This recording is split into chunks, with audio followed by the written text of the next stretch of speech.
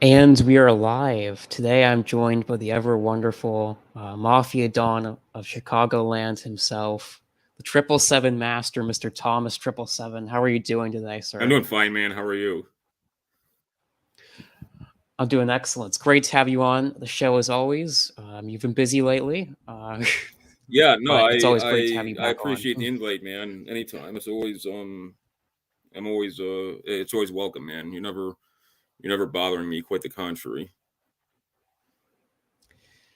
Yeah, you're one of the very few people who can make riding a train badass, which is strange to say. You're just, I don't know. There's something special about you. You have that quality to where you can make riding a train badass. I don't know. You have that energy to you. Well, no, So that's why my animal totem is Felix the cat. I just like wander around and interact with people and things, and it like people think because like I dress weird and stuff that it's like some sort of like gimmick or that I'm like trying to do like goofy shit for content.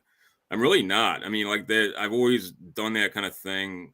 I mean, maybe that makes me immature or something, whatever that means. But like my point being, like I always even in kind of like darker days for me when I was like not exactly living a good life, I'm not like a people person, but I do like interact with people, like not in like a dickhead way, like, but I'm totally cool talking to strangers and stuff. And if like I see something that like intrigues me, I'll comment on it. Or, like if I see like a store that has like weird stuff on the window, like I'll like walk in there and like ask the store clerk, like, what's that all about? And people like approach me sometimes positively, sometimes negatively, yeah, like sometimes because I'm flying like white power stuff, or just because like, they like some like aspect of my style or something, and I think that's it, man. Like it's not, and but I mean it's also like I I'm kind of always thinking about content. I mean, like long before there was such a thing as like DIY content, and like other than like in zines and stuff. I'm talking like even when I was a teenager.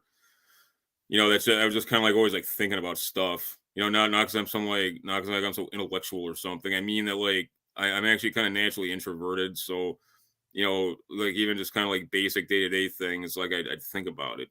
So like that's kind of like where you're at in mental space. That sort of directs like how you interact with others, and I think that leads to interesting like content. Like just kind of by accident of circumstances. That's my take on it.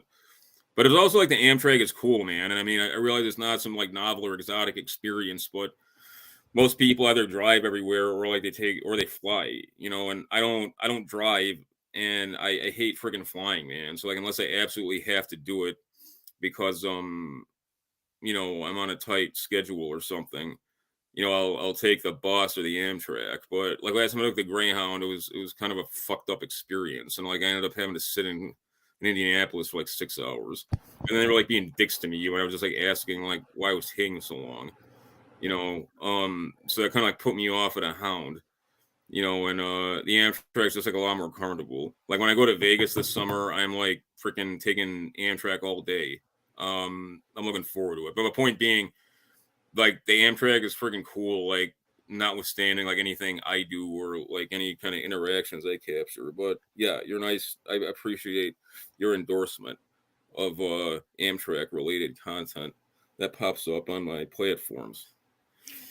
no, I haven't a great experience with the airlines in this country either. They're pretty, well, to use they're pretty shit, to be honest with you. It's dehumanizing and it's a pain in the ass. Like even flying back, the last time I flew was just like a month and a half ago. When like our like a dear friend of mine, he was nice enough to fly me first class because he had like frequent flyer miles all day, and it was just like an hour and 10-minute flight down to Fayetteville. So I mean that was fine, but it's like on the way back, just from like this little ass airport in Fayetteville, it took me like an hour and a half to get through security. Like I didn't almost miss my plane, but it was close, man. And it's like you got to take your shoes off and all this bullshit. Like I'm old enough to remember too. I used to fly a lot when I was a kid because my dad was constantly having to fly for business. So like we'd get like flyer miles like all day because of him. So like me, like my dad, my mom, like my brother, we could like we could like fly to California, LA for like cents on the dollar comparatively, okay? And that's where like all our extended family was. So I was always I'd spend like a half year out there some years. But flying then was like dope. Like security, you just like walk through a metal detector, like that's it. And even that like only came about because of a lot of the 70s hijackings and stuff. But like they were like polite, like the accommodations were nice. They had like actually had good food on the plane. They'd give you those like bags, like Eagle honey roasted peanuts. Like the stewardesses were like really pretty, man. Like even as a little kid, I remember being like, wow. I mean, I guess I was kind of like girls and stuff, like like I but and you still see some like fine ass stewardesses, but like 40 years ago, it was like a thing. It's like it was like a job. They hired like girls who coveted being like actresses and models and stuff. That was like the job they took. Like that seems like corny as hell now. Like nobody would do that now. But my point is like it was like a classy experience and it wasn't like all stressful and fucked up and I mean even then I didn't like flying. I don't like flying but it was mitigated by like cool stuff. I guess is what I'm getting at. But yeah, I'm all about the train, and yeah, I'll drop some train. I'll drop train content when I go to Vegas. There'll be plenty of it because it's like a freaking like 35-hour ride or something. No, yeah, I think you're definitely touching on when things used to be very high class in this country. When you just look at pictures of what flying used to be like, I mean, Oh it's like shit! And like first back in world compared to now. Yeah, I mean, before I was born, there's pictures of my folks like when they were in college, and I mean in like the early '60s, and like dudes are like wearing suits and like ladies are like all dressed up. Like I'm talking like regular middle class people, not like super rich people or something. But it was like, hey, we're traveling, we're flying on a plane, like you want to like dress sharp, otherwise like it would look low class, and it's yeah, man, that's something. I mean, I'm always making the point that like optics matter. And I mean, I'm sure a lot of people think I have like bad style or they hate on it, and other people have a more charitable view. But I'm really into like style and optics, man. Like, I mean, some people like say it's like faggy or whatever. I mean, I don't care about that, but it's like optics do matter because the physical space we occupy, it should look nice and like people should look nice, you know. And I mean that's what makes life like fun, like why would anyone want to walk around like looking like they're wearing their pajamas and like why I don't understand, especially girls. I see like young girls your age who are basically, unless they're like super fat or unless they've got some kind of condition like of a medical nature, no fault of their own. Like most like young girls like are attractive, like some basically. Like they'll go around like looking all like frumpy. Like, I'm not saying like girls got to go out like dressed like they're going to a nightclub or something on a Wednesday to go to work, but it's like they make like no effort at all. And it's like what fun is that, man? Like why wouldn't you want to present kind of like the best possible image of yourself? Not as like a cope or not out of like vanity, but I mean for the reason I said, it's about like self-respect and it's about making the world like a more like pleasing freaking setting to be in. I don't know. That's always something that's featured prominently in my psychology, I suppose. No, that's definitely understandable. Everything has declined pretty much ever since in this country, including the way the average person dressed. I mean, when you even look at images of like the lowest worker, they were dressed better than most people, even the highest class people today. All of them were wearing suits and ties, like Well, yeah, and it's polished like hard to dress. shoes. People actually Yeah, used to care about what their appearance looked like. They didn't want to, to use your phrase, go out dressed like fags. With these yeah. low class T-shirts that are Well, designed it's for also too children. like these days, especially. I buy like half my clothes. Like I buy them at like thrift shops. Like I go to the Goodwill. Like a bunch of jeans I got at like the Goodwill. It's like I thought they were cool. And for like one pair I think I paid like $7 for, and like two others I got for literally $5. And like even if you buy new clothes, even if you're buying like weird shirts like I do from from like indie merch um producers. You can get like a cool shirt for like $10 or $20, and you can get like a nice button down shirt that looks nice for like freaking like $18. Like it's not like like these days, like even if you like don't have any money, you can still like dress well, like and I mean, no, and you can't be like a label whore, but like no man should be like hung up on labels. I mean, there's like certain labels of stuff I like I think Versace sunglasses are really cool. And this girl I know, like a friend of hers works at Sunglass Hut, so she got me them shades I've been wearing. They're normally like fucking $500 shades. She got them for me for like $125, like with a little bit of like creative discounting. Like, and I mean, like, but the point is, like, it's worth it to me to spend like a bill on like Versace sunglasses because like they look like really dope, and like that brand in particular just like looks cool. But that's like the exception. Like, you can wear like frankly like generic ass clothes, like literally from freaking like China or something, and as long as we're not talking about like slacks or and a sport coat or something, like it doesn't matter. Like it looks just as good, and you can spend all of like you can spend all of like a couple $100 a year and like actually look stylish. Like it's just it's not a question of money or anything else. It's like people are just freaking slobs and they're lazy. Yeah, you see that Protestant work ethic decline. You really see it come into play there.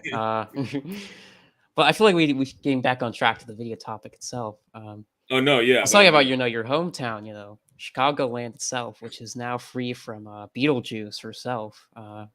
Now you guys got somebody else there. now yeah now we got Brandon. I mean, he's a shitbird, but he's a typical kind of hood alderman shitbird. That's I mean, it's not a good thing. Don't get me wrong. I'm not making light of it, but it goes to show too that there's no way that I mean, it's a redux scaled down iteration of the same phenomenon that they employed to remove Trump from office. Like, actually, you voting by mail is not voting. Like, even if ballots could be authenticated, and they can't be, and they're not. But even if they were, like the entire the entire theory behind the like universal suffrage is that it promotes a kind of engagement with the political process. you know People become engaged with the candidate by following the campaign process, then physically going to vote. It requires a level of psychological engagement that indicates at least like an informed decision in rudimentary terms, like literally just like collecting ballots, like harvesting ballots by what amounts to direct solicitation by mail, that cannot be said to represent the express political will of a body politic. It just can't. It's a charade. Okay, and that's coast to coast. You're gonna start seeing like more and more of these freaks and these truly kind of ghetto con man types just being insinuated into executive office. Like, meanwhile, like a Greek course in media claims like this is the most secure election of all time. I mean, that I maintain that that's self-defeating. I mean, even some of these people that guys your age refer to as like boomer truth casualties, like not incorrectly. I think that's somewhat apropos, frankly. But like even those motherfuckers are starting to realize like, well, gee, maybe something's wrong here. Like, and maybe like maybe there's not like massive vote turnouts of these like losers like Brandon Johnson or for Joe fucking Biden. So look at it like that. I mean, yeah, it's not something to celebrate, obviously, but it's not like the process, when functioning as intended, is any great shakes. And aside from all of that, the more kind of flagrant and brazen the charade becomes, and with the greater frequency that it's duplicated, there's a credibility gap that becomes a yawning chasm as time goes on. Keep that in mind. I mean, you would hope these people kind of learn their lesson from 2020 in the midterms, but most of these people are also the same people who wore like 3 masks because Dr. Fauci told them, they needed their 8th booster shot to survive a deadly virus. So I really don't. After that experience, I really don't have any faith in these people. Oh no, see I don't past the either. But matrix. oh no, I don't either. And I'm not suggesting that they're quality human material and that they're going to come to constitute some kind of big tent groundswell of popular dissent that's gonna in a punctuated way tear down the regime and build something in its stead that is at least somewhat more accountable as intended according to the letter of the law. I don't have any faith in that at all, and I don't frankly I don't think universal suffrage, even with actual elections, in fact, is any great shakes. But I do maintain, because we're seeing it happen right before our eyes, that it's these antics are slowly but surely chipping away like any vestigial credibility that Washington had, and ultimately it's a case of the center cannot hold, and it's one of those things that, at least in part, and this isn't me encouraging anybody to be dormant or docile or to just kind of treat um political life as or kind of approach political life from the vantage point of a spectator. But this is a case of wait and see being the correct tactical orientation, at least in terms of electoral processes or their unceremonious abolition, as it were. That was my only point. Also, another thing to add on about these people, especially the people of Chicago, is that you got the Battle of Fallujah going on and down South Side every weekend. It seems like these are also the same people to vote. So you really I mean, wouldn't trust their judgments. people have somewhat of a skewed perspective. Like I was reading this thing. It was either in the Atlantic or the New Yorker, and it wasn't directly related to Chicago or urban violence, but they were talking about the 70s and the 80s, and the ongoing violence epidemic. That really kind of peaked in the early 90s, then abruptly it just tapered off. And this was from a few years back, but the author made mention that the bad old days, the 70s and 80s, where people don't want to leave their house at night, owing to the danger of the urban street. Those days are gone, except in outliers like Chicago, where violence is the norm. It's like, okay, yeah, Chicago was lit, but like not in the way people think. It's not like 1970s like subway lit. There's a handful of Inglewood and what's called the Wild Hundreds. Those are the only hoods I won't go to. I'll go anywhere else. Like, that's not like me trying to sound hard or something. Like, I legit will and do go anywhere else, and people can attest to that. And I shoot video in all kinds of spots pretty regularly. If anyone thinks I'm lying, why I'd lie about that, I have no idea. But people claim all kinds of shit on the internet. But Little Village has increasingly become like lit in terms of gangbangers like opening up on each other, in a very brazen way.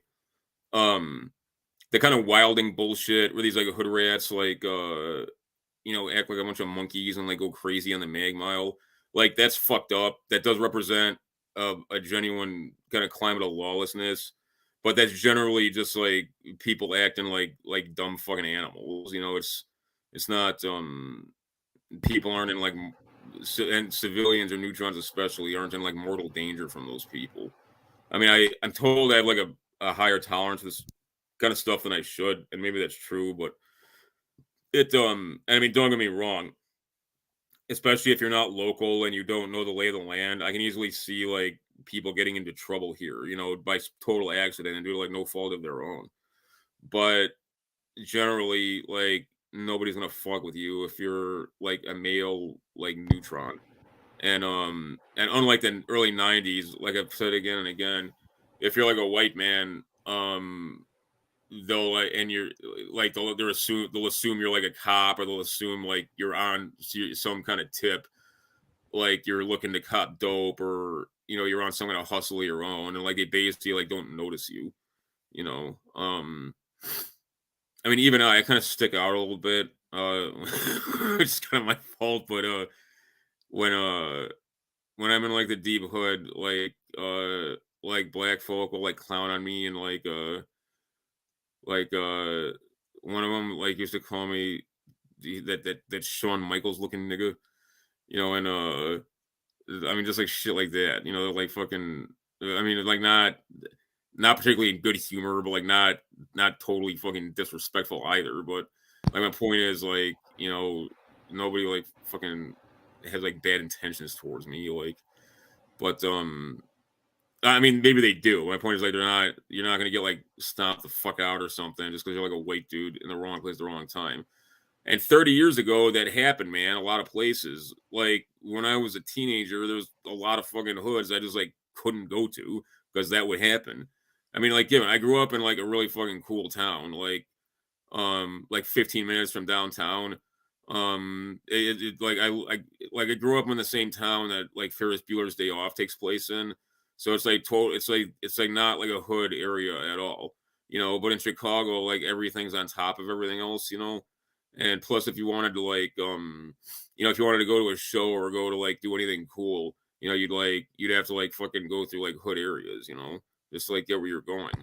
And if you were white in those days, I mean, you had to plot your you had to plot your travels accordingly, man. And like now that like I said, other than literally like two or three hoods, where the only reason like what anyone would have to go there is to like either fucking score drugs or like get up on some bad shit. Like there's nowhere else like I won't go to because it wouldn't be a problem. So that is better in day to day terms. So yeah, I realize that was a long winded tangent, but my point is a lot like the way the news presents Chicago is like somewhat inaccurate, and people think things are like a lot more like deadly to neutrons and normal people here than they are because you really got nothing to worry about unless you're you know like I said, like up to no good basically. No, I feel like the impression is just because the crime rate is just rising overall in this country due to progressive Soros-funded DAs releasing criminals and getting rid of That's part cash of it. bail. And you just have more of this anarcho tyranny by the regime, kind of supporting these criminals.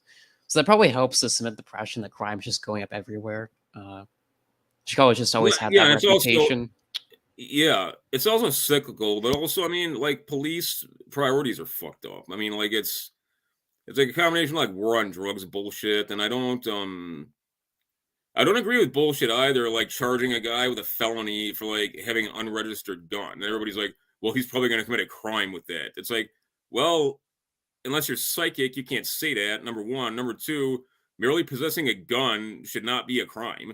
I mean, I'm not talking about cases where some dude who's got like violent felony background, gets caught, fucking strapped when he's like already on the block, like slinging dope or something. I'm talking about like some like random dude, like sometimes hood dudes, like sometimes not, where they got some like bullshit charges in their background, like nothing violent, and like the dude's packing a gun, for personal defense or just because he wants to pack a gun, and he gets charged with like 4 fucking felonies, and like people cheer this shit on, like that's fucking bullshit, and that's not right.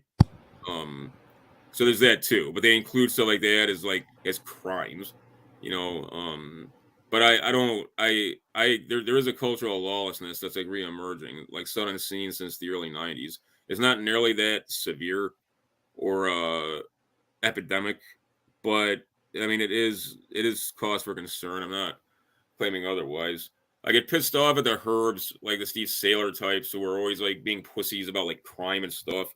It's because like their whole kind of like conceptual horizon and like they're just like cringe like fucking pussies about stuff. Like it's not because I think that like anarcho tyranny is good or something. Like I'm the one who wants to like live around this shit, man. Like more than most people. So I'm the last person who would be like, "Fuck you, it's awesome." That's not what I'm saying at all. I'm not saying you, but I mean people like deliberately misconstrue like where I'm coming at the topic from sometimes. That probably is true. You have a very unique perspective being a native of Chicago. Getting into Chicago's history itself, Chicago is very unique in Americana, especially the cultural consciousness, because it wasn't founded by Europeans. There was nothing there before. All it was the mouth of the Chicago River. No, You know, there was no other previous culture to inherit the city from, like with New Orleans or like Charlestown or Boston or New York or some of these other cities, which were founded by the British and the French or the Spanish in retrospective. It was just entirely built by American spirit and like just because we can, we can reverse engineer the Chicago River if we want to no, solve 100%. sewage What's problems. also I've when people come visit me, one of the places I take them is there's this like semi-private beach called Ravine Beach that's like off the beaten path. It's really picturesque, but Lake Michigan really is an inland ocean. Like people don't realize like how freaking huge it is. It's like the Great Lakes are like the largest like freshwater body source on this planet. Okay. And Chicagoland, to your point, like the soil here is it's not quite wetland, but it's close. So it's really hard to build lasting structural foundations and buildings and stuff. That's why like the roads here are so bad. Because it's like the ecological effect of the Great Lakes. You get this like almost like marshland, like you know for like 20 miles inland. And but the fact that you can like brush your teeth and drink like water out of the tap here, and that's like really friggin' rare. I mean, like nationwide, like pretty much anywhere else I've been, like unless you've got like one of those Brita filters, you would not want to be like fucking around with like the water out of the faucet, other than to like take a shower with it or something, or like boil it for freaking cooking. Like it, but here, like Lake Michigan on tap is like clean as fuck and abundant. Um, so that's there are like desirable things here, and like in purely in kind of primitive in purely terms of primitive ecology, like living on the shore of the Great Lakes is like a good place for man to be. Other than the fact it gets like cold as fucking hell here, like in the wintertime, you basically have everything you need. Like there's a bunch of wild game around here. It's like thick with deer and stuff. Like this day, like there's freaking the forest. They got to periodically, like every 5 or 7 years, like deericide, like all the deer and like the freaking forest preserves, because there's so many of them. You've got a fresh water source that's like as big as an ocean, but it's in the middle of the freaking continent. Like and there's a lot of natural beauty here too, man. Like there is legit. Chicago's a lot going for it, and I do have some basis for comparison. I mean, like I'm always saying, like the reason why like I wear a lot of Raiders gear and stuff. And I mean, the reason I like the Raiders, I spent like about half my early life in Los Angeles and Ventura, and because that's where my folks were from, and in the '80s, LA was a lot nicer than it is now. Like it still had a lot of problems and stuff, and there was like an undercurrent of crazy to it, but it was a better place to live than now. But my point is, it's not like I got this like affinity for Chicago because for like the first 40 years of my life, like I never went anywhere else. I mean, for people, there'd be nothing wrong with that, for people who like stay put. But by the time I was like a teenager, I I'd been like a ton of freaking different places. I spent a ton of time in LA. Like I'd like lived in Japan with my dad for the summer. Like, I've been I've pretty much been like everywhere. I'd pretty much been everywhere except the East Coast. And then when I was in my early 20s, like I freaking hit the East Coast. So my point is, like I've got a strong basis for comparison to other locales. It's not provincialism that prompts me to defend Chi-Town. And there is something to be said about Chicago's skyline because it feels 100% American. Yeah, and very cyberpunk. It does. It has this very cool atmosphere to it. Chicago, if you don't know, is actually the background city for the Dark Knight series of Yeah, movies no, and of Batman. there's when he in the first Dark Knight movie where where Bruce Wayne like goes underground, that's Lower Wacker Drive, like where all like the gangsters like hold court and stuff. And then like when he's chasing the Joker and like the Joker's got his like head like hanging out the window of the car, that's LaSalle Street. And that establishing shot's been in like a bunch of movies. But yeah, the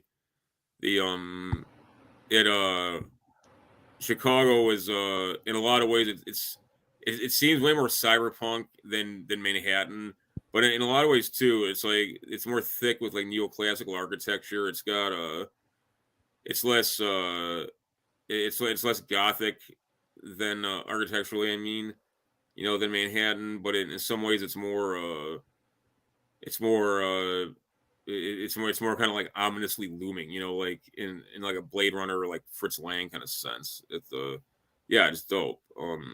And it makes for and yeah, it makes for a great like the city itself is like a set piece with its own kind of very distinct personality.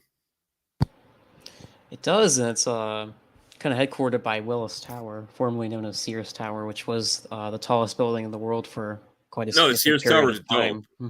And if you it's a unique building because structurally there's nothing else built like it. It's a bunch of buildings like smacked together. You know, that's what allows it to be structurally sound. And it's got these super fast elevators. You literally get like nauseous, like, you know, if you ride them like all the way up to observation deck.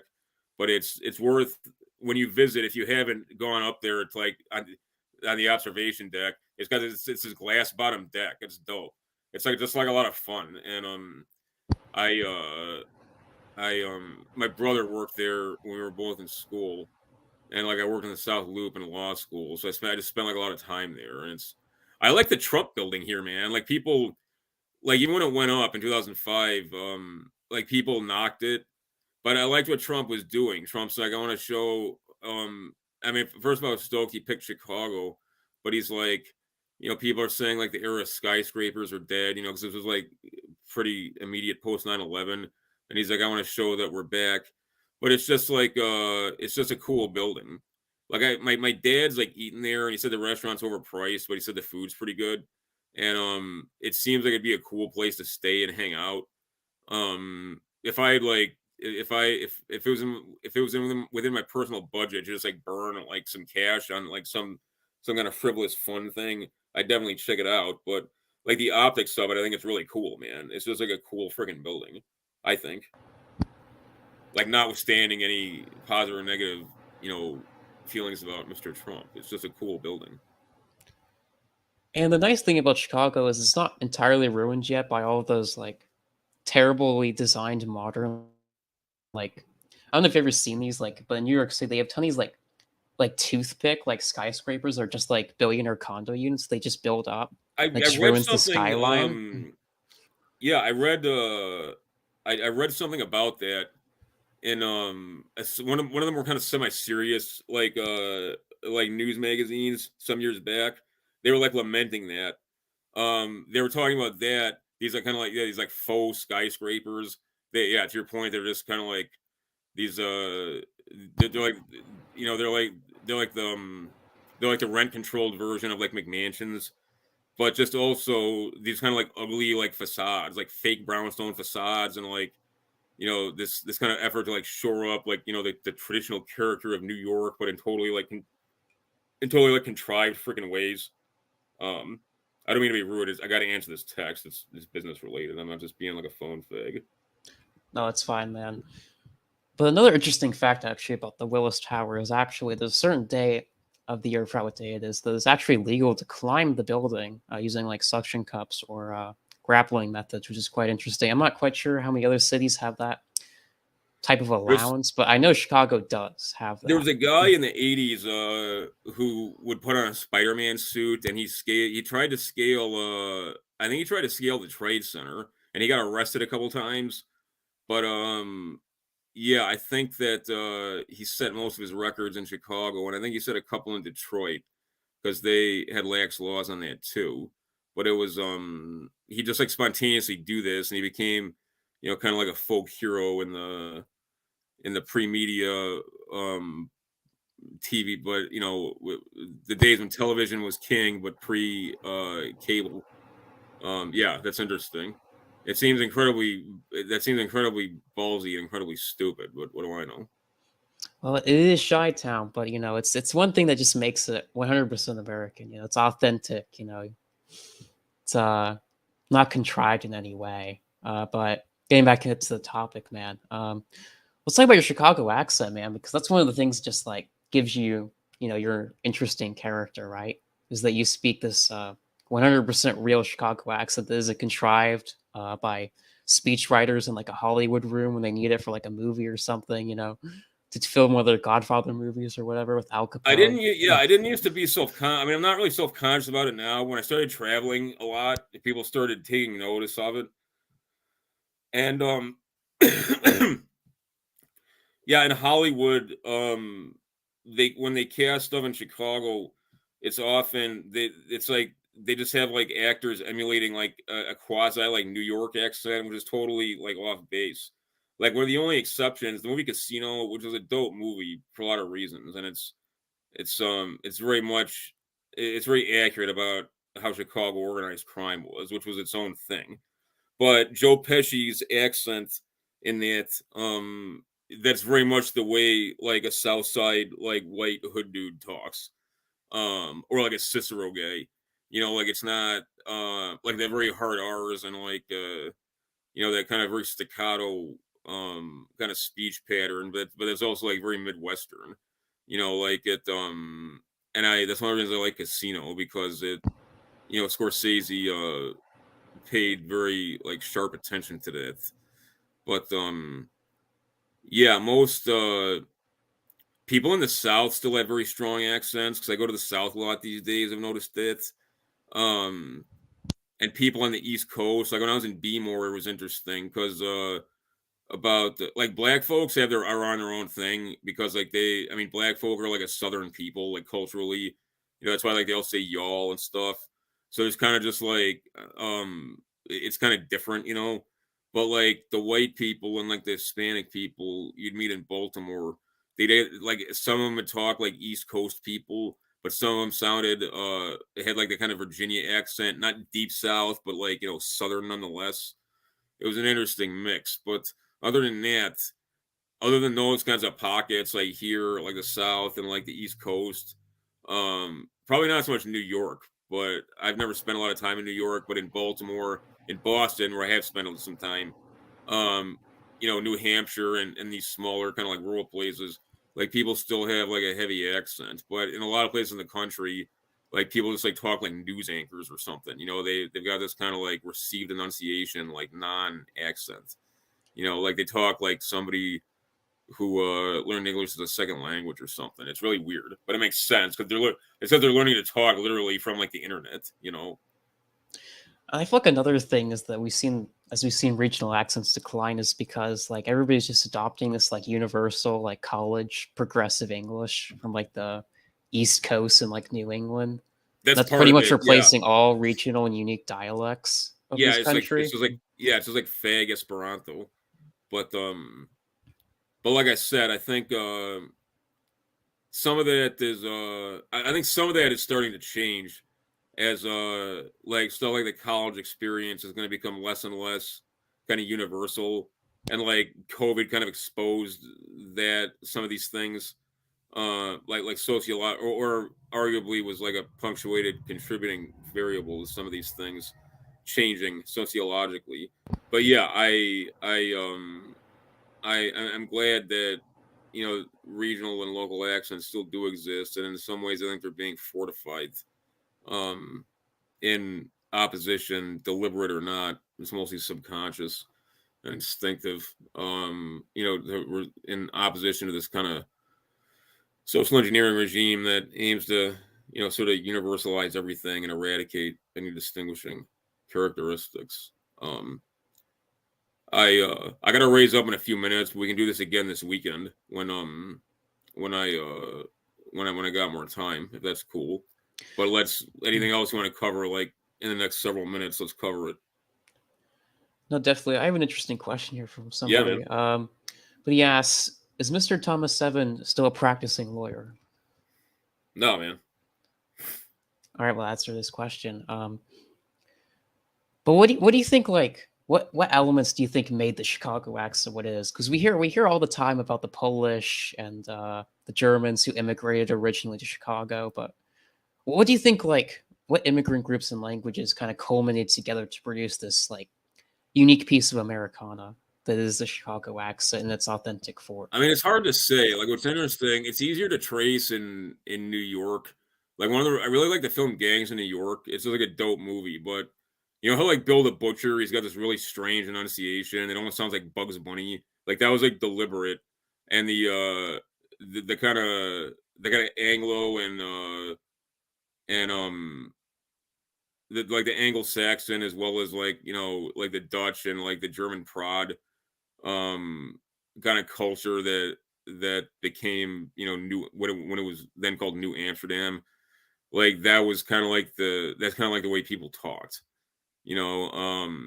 In Chicago it was less there was kind of less of like a homogenous like city culture for various reasons, but it's a combination of like clipped kind of like Midwestern enunciation.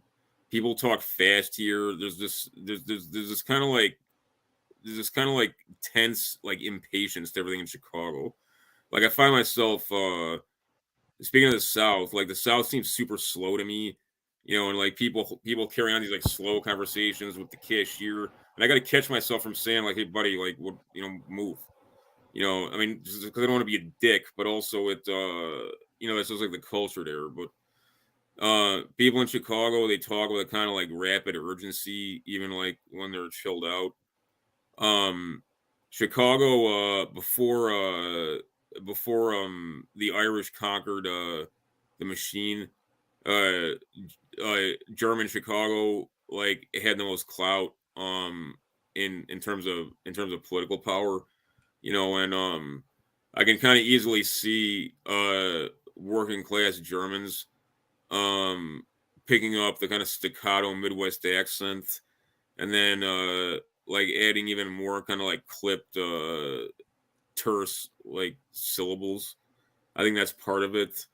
um Part of it is that Chicago just has like a weird street culture, but I mean it's also there's different Chicago accents. Like it's funny, it's people on the internet and people when I go places like Lynchburg, they think I have this like really really thick like fucking like urban accent, and I don't. Like I talk like a I talk like a North Shore dude. Like I don't talk at all like a freaking Cicero dude or like a South Side like Guinea or something. Like they sound like Joe Pesci in Casino. Um, and to somebody who's local, like they can pick up on that right away. But the people from without, yeah, I'm sure my accent sounds really grimy.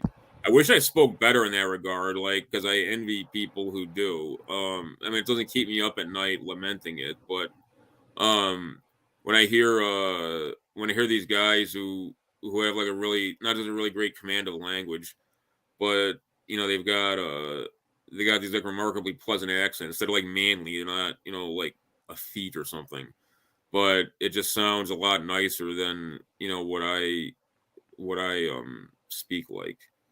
But at the same time, to your point, I mean, there's something to be said for not sounding like everybody else, because that that does help one's brand stand out.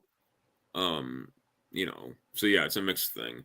But the actual sociological origins of Chicago speak are that'd be an interesting kind of little cultural investigation. Like legit, I'm not just kind of like shooting from the hip and contemplating it. That would be really interesting. I think worth looking Def- into. Definitely, that would be an interesting conversation. But we do have to close out the stream, so Mr. 777, is there anything you'd like to show out to the Beaver Gang or T Gang who are watching the stream? Just you can find me as always on Substack, realthomas777.substack.com. As I shouted out earlier today, everything is on track. I've been feeling. I mean, you might notice I don't sound well. I've been uh I've been dealing with some major rheumatoid stuff since I got back from Lynchburg, but I'm on the mend. The channel's on schedule. And that is going dope. And I just recorded last night with Barack Obama for the Mind Phaser pod, and he's a great dude and a super smart guy. So I'm excited for that. Everything else is on track, as I noted on the Substack today. I'm accepting donations for the channel war chest. I don't want anybody to feel obligated to donate anything. Okay, it's not about that. And my expenses for the brand, like doing what we're doing, we're fine. We're solvent. Okay, thanks to you people. So don't. This is not a case of, oh, we need people like open their wallet or like everything's going to shit and like we're folding up the flag. Like that's not it at all. If people want to contribute, that's dope. That helps me pay the people who are making this possible, and that's the main thing. Frankly, okay, that's the main outlay that I prioritize. The rest of it I can deal with. I I don't want the guys who are helping make this happen to just like not be paid. Okay. Secondly, I want to do this right. I've got some of the hardware I need. There's some more stuff that I want because I think it would just make the production more classy. But I explain all this like in the post. My point is I don't want anyone to feel like obligated in some way, like morally to donate. It's not some existential emergency. It's if you were inclined to do so, that would be a big help, because it would facilitate and expedite our production. That was the big announcement for today. But for the time being, I'm on Burbap still at real capital REAL underscore number 7 HMAS 777. I'm gonna disengage from Burbap as we get into summertime for a lot of reasons. But my one of those reasons is I'm the fact I don't want to fuck with hostile platforms anymore. But the channel is going to take up pretty much all my time in terms of content time. I got to get back to these long form manuscripts, 2 of which I've got in the works, and I haven't been able to touch for a month because of all this other stuff, which is dope. Okay, I'm not being a martyr, but I've got to focus just on pod on the channel, and in terms of my online content, like that. That's it. Just give it 110% on those 2 platforms, and spend the rest of my time with my long form and with my political endeavors in real space. But you can find me on Tgram too. I'm on Instagram. I'm on TikTok, although I'm not really active on TikTok yet. I know TikTok is like silly and everyone thinks it's fucking gay, but I think it may have potential to plug our stuff. So I'm gonna start fucking around with it some, like moving forward. But that's where you can find me, man. Seek and ye shall find. Indeed, and you can find I put his links in the description, so please check him out. He is the Mafia Don always needs your support, and you can check out his great content on his website. But with that being said, I hope you all enjoyed this conversation. And if you did enjoy it, please smash the like button. Subscribe is always appreciated. And remember, everyone, the light can't last forever. So keep your hopes up. Have a good afternoon.